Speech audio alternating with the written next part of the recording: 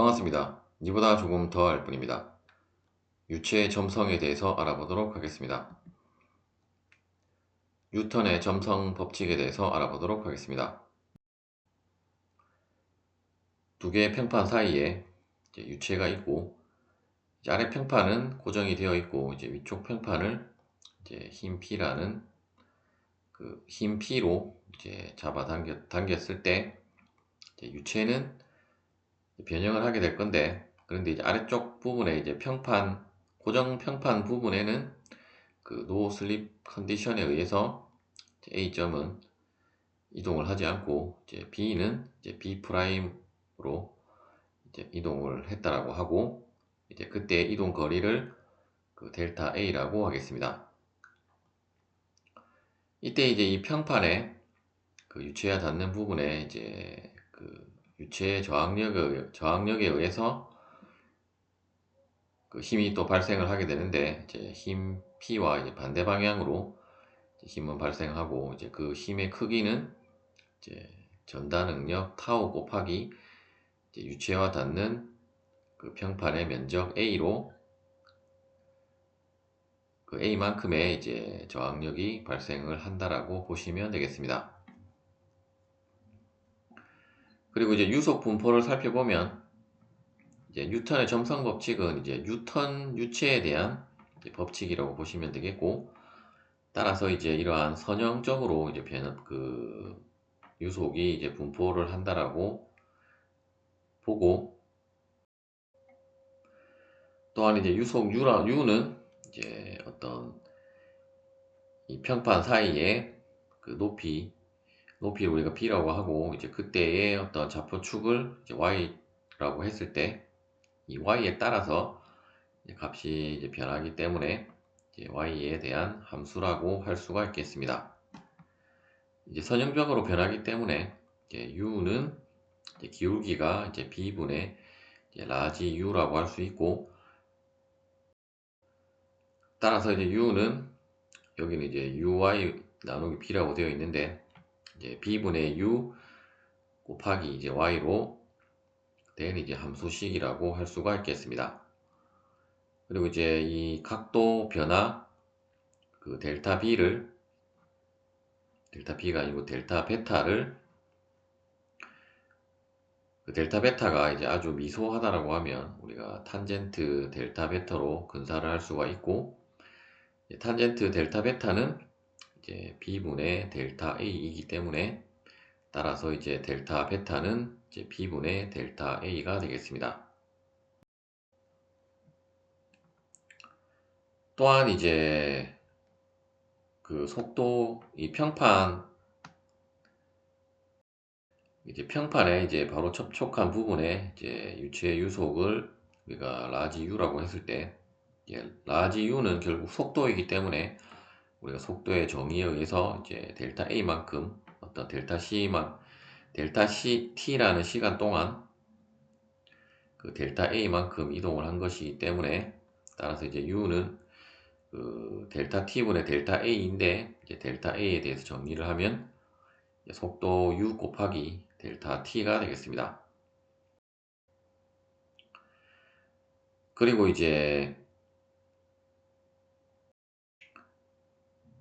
이 부분이 유체가 아니라 우리가 고체라고 했다라고 하면, 결국 이 델타 베타라고 하는 것은 전단 변형률에 해당이 되는 것이고, 전단 변형률을 우리가 감마라고 표현을 하는데, 그런데 유체의 경우에는 고체는 딱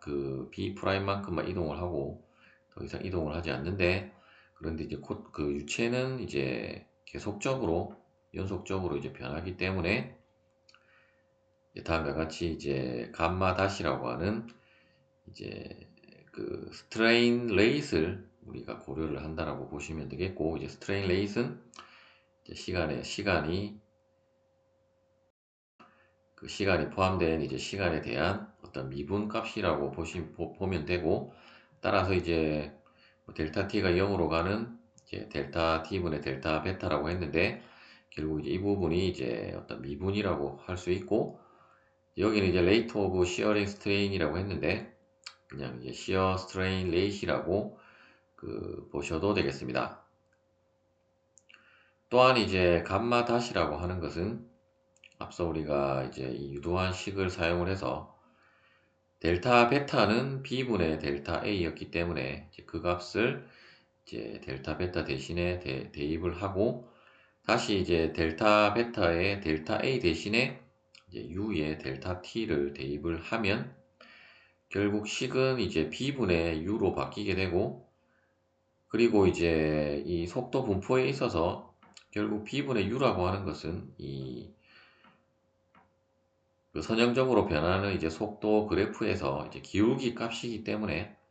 따라서 이제 기울기에 해당되는 du, dy라고 할 수 있고 이때 이제 du, dy를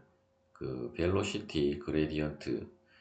이제 우리말로는 이제 속도 구배라고 하겠습니다.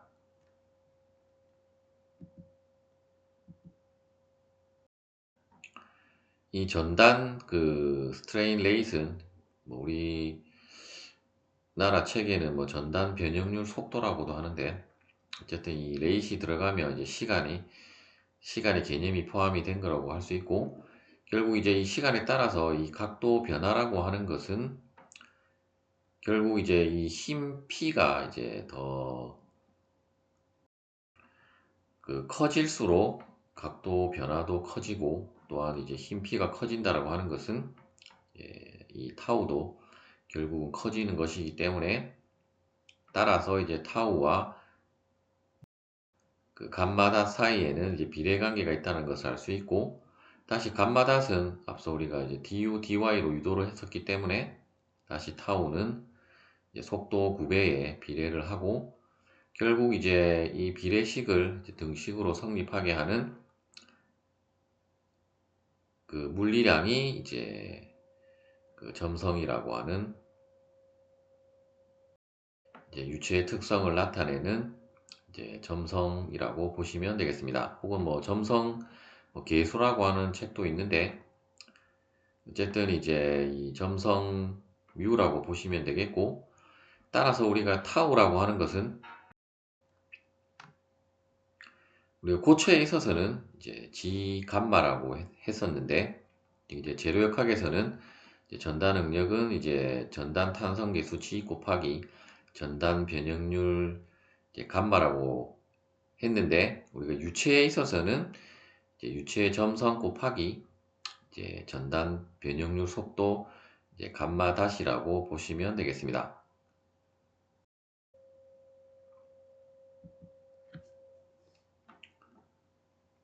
이제 이 유체 점성 혹은 이제 점성 계수 뮤의 차원과 이제 단위를 한번 살펴보면 차원은 이제 그 FTL의 마이너스 2제곱이고 그리고 이제 이 차원에 의해서 우리가 이제 단위를 한번 살펴보면 먼저 이제 잉글리시 시스템에 해당되는 단위계에 있어서는 이제 파운드, 세커 퍼,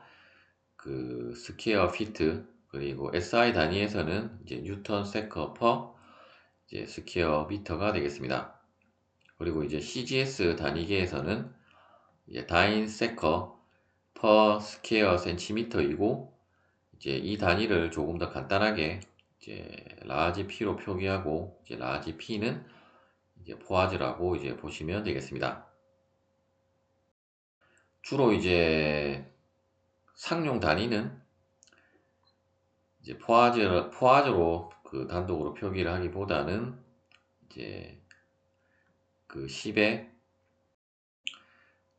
마이너스 2제곱을 그 뜻하는 접두어 이제 센티를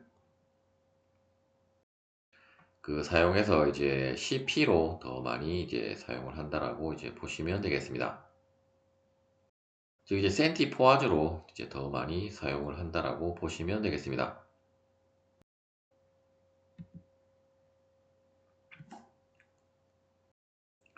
그리고 이제 유체 점성 뮤를 그 absolute viscosity 혹은 이제 dynamic viscosity 혹은 이제 그냥 absolute와 dynamic을 빼고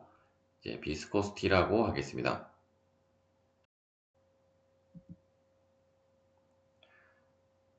동점성과 온도에 따른 실험식에 대해서 알아보도록 하겠습니다. 동점성의 정의는 이제 이 V 같이 생긴 것은 이제 누라고 하고,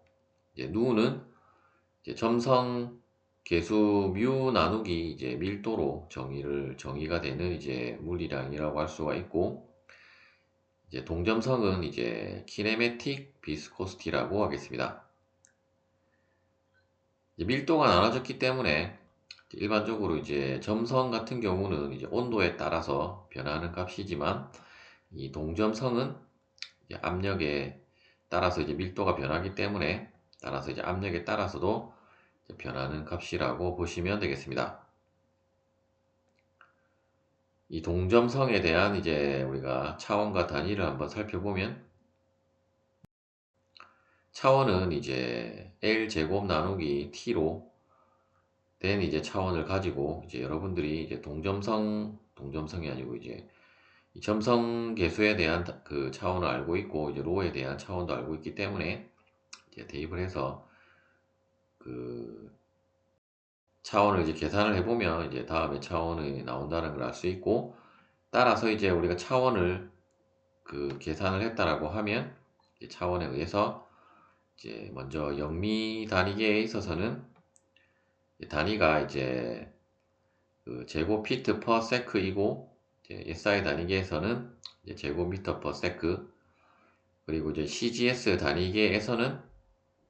그 센티미터 제곱 퍼 세크인데, 이 단위보다는 이제 그 라지 ST라고 하는 이제 스토크 단위를 더 많이 사용을 한다라고 보시면 되겠습니다. 이제 온도에 따른 실험 시계는 이제 다음에 그 서덜랜드 이퀘이션과 그 안드레드 그 이퀘이션 두 가지가 있고, 이 두 개는 이제 또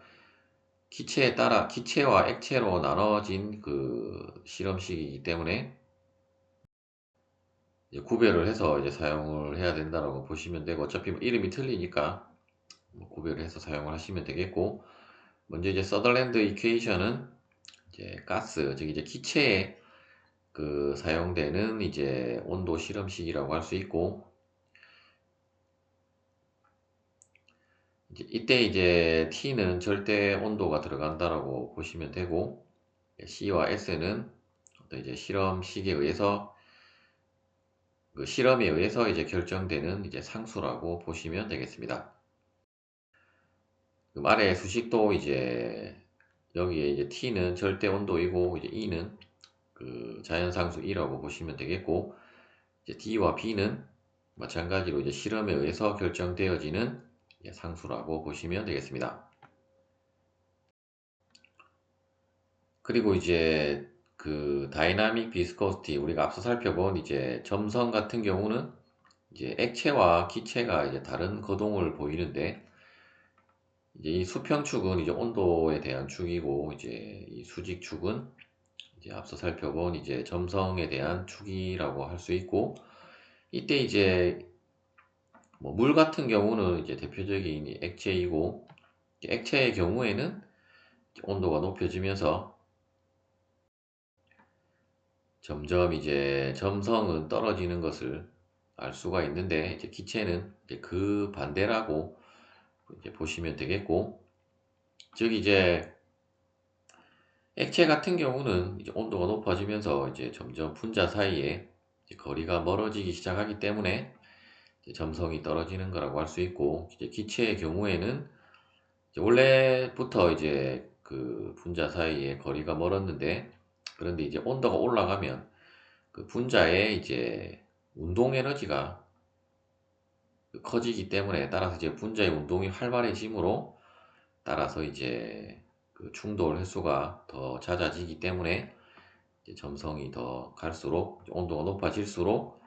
이제 커진다라고 보시면 되겠습니다. 따라서 이제 액체의 경우는 온도가 높아지면 이제 점성이 더 떨어진다라고 하는 것은 더 이제 더 잘 흐르게 된다라는 의미가 되고, 기체의 경우에는 이제 온도가 올라갈수록 이제 더 흐름을 이제 방해를 하는 거라고 보시면 되겠습니다. 점성과 토크 관계식에 대해서 알아보도록 하겠습니다.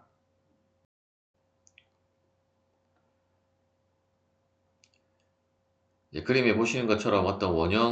원통형의 이제 축이 그 회전을 하고 있고, 이제 이 바깥쪽 실린더는 이제 고정이 되어 있는 실린더라고 보시면 되겠고, 그리고 이제 이렇게 어떤 이 축과 이제 실린더 사이에 이제 유체가 채워져 있고, 이제 이 유체는 이제 유턴 유체라고 했을 때, 그러면 이제 속도 분표는 이제 다음과 같이 이제 선형의 그 속도 분포를 가지기 때문에 우리가 이제 뉴턴의 점성 법칙이 이제 적용이 되는 그 경우라고 할 수 있고, 먼저 이제 토크 T라고 하는 것은 이제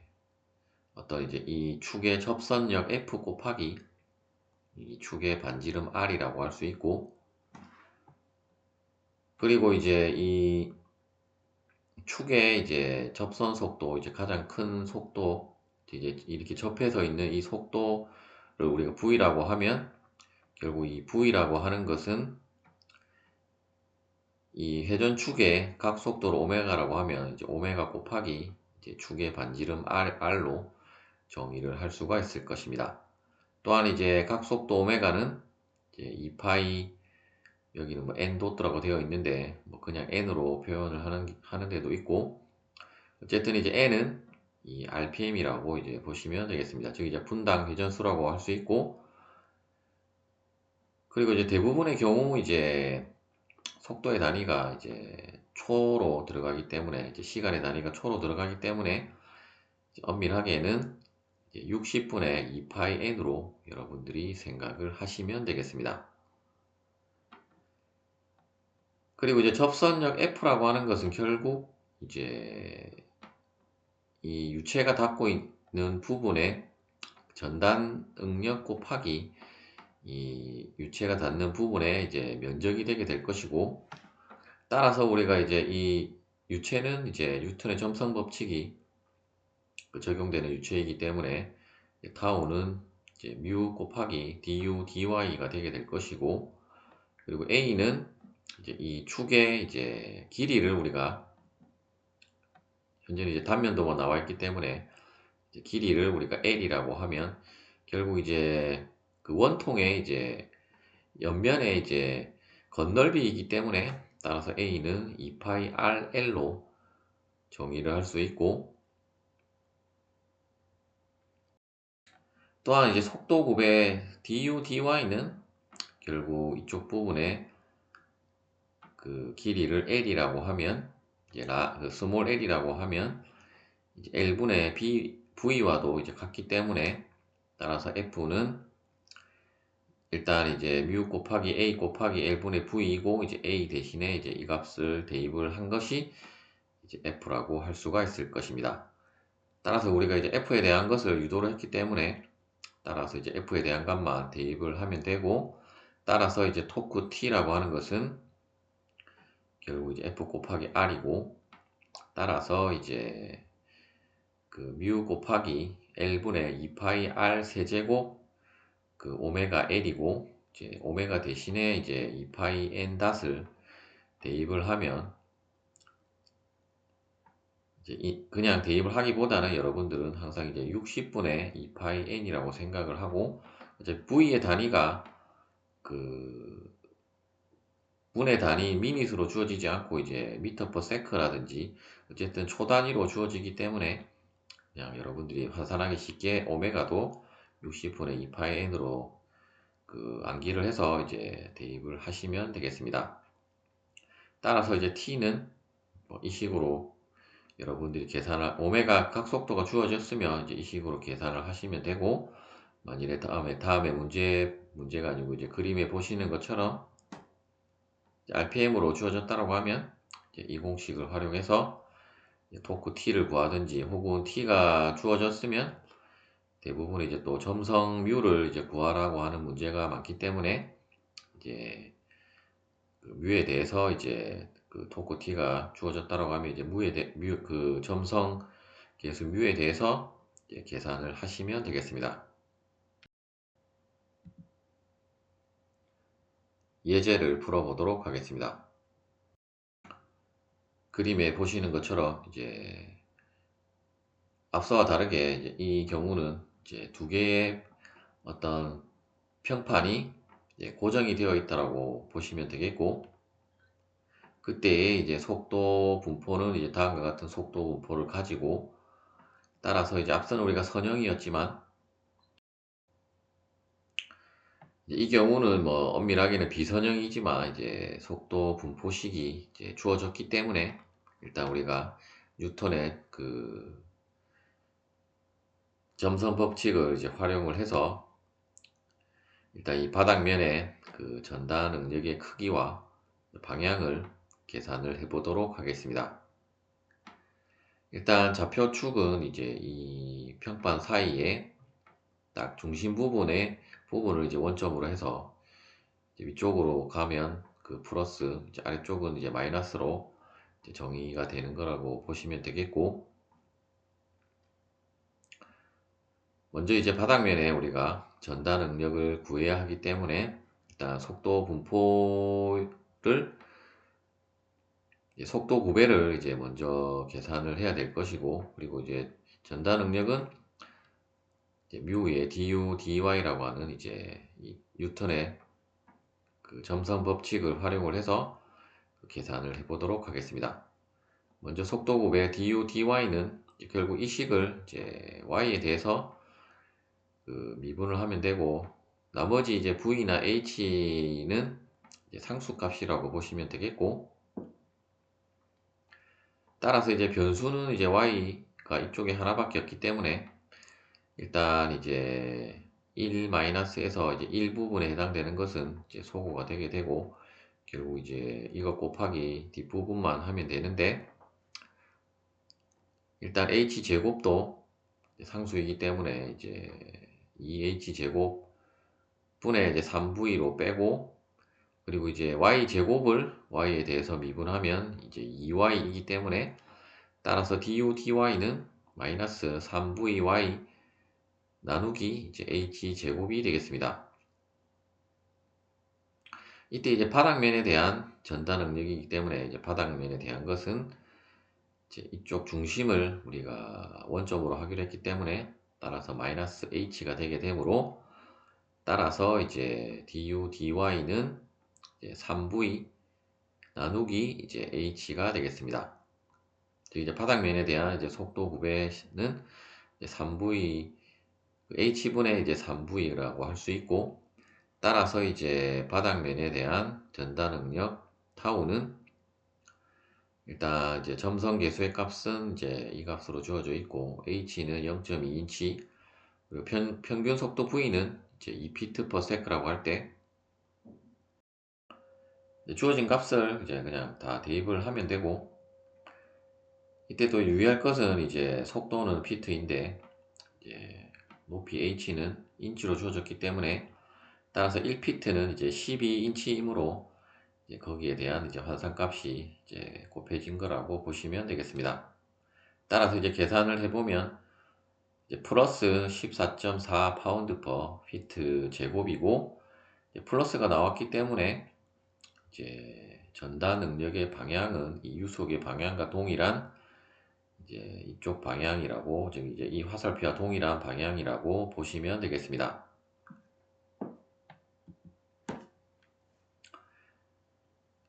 이제 방향이 여러분들이 이제 헷갈리시는 분들은 이제 다음에 그림에서 우리가 이제 U가 이쪽 방향으로 작용하면 결국 U가 이 방향으로 작용을 한다라고 하는 것은 이제 힘의 방향과 동일하다라고 할 수 있고, 결국 힘의 방향과 반대 방향으로 저항은 생기기 때문에 이쪽 면의 그 전단 응력의 방향은 이제 반대 방향으로, 즉 이제 U와 반대 방향의 전단 응력이 발생을 하는 것을 알 수가 있을 것입니다. 그런데 이제 전단 응력이라고 하는 것은 결국 이쪽이 어떤 그 유체 최적 부분이 이제 회전을 하면 안 되기 때문에, 따라서 이제 전단 응력은 항상 쌍으로 존재를 하게 되고, 따라서 이제 회전을 방해를 하려면 이제 그 전단 응력이 이쪽 방향이면 이 부분은 이제 이쪽으로 작용을 해야 되고, 이제 위쪽으로 작용을 해야 되고, 이쪽은 이제 반대 방향으로 아래쪽으로 작용을 해야 되므로, 따라서 이제 아랫면은 이제 U와 동일한 방향으로 이제 전달 능력이 이제 작용을 해야 되고, 따라서 이제 만일에 위쪽 면 같은 경우는, 이제 위쪽 평판면 같은 경우는 이 유속과 이제 반대 방향으로 이제 전달 능력이 이제 발생을 한다라고 보시면 되겠습니다. 여러분들이 이제 또 이제 이러한 개념이 없으면 이제 방향을 구하라고 할 때, 크기는 이제 뭐 구하는 것은 여러분들이 뭐 값만 대입을 하면 되기 때문에 충분히 계산을 하는데, 방향을 구하라고 하면 이제 헷갈리시는 분들이 많은데, 이제 다음에 그림을 여러분들이 항상 그 생각을 해서 방향을 잘 이제 고려를 해보면, 즉 이제 이 최적이 회전을 하면 안 된다라는 생각을 가지고 이제 방향을 도시를 해보면 여러분들이 충분히 그 방향을 그 계산을 하실 수가 있을 것입니다. 시청해 주셔서 감사합니다.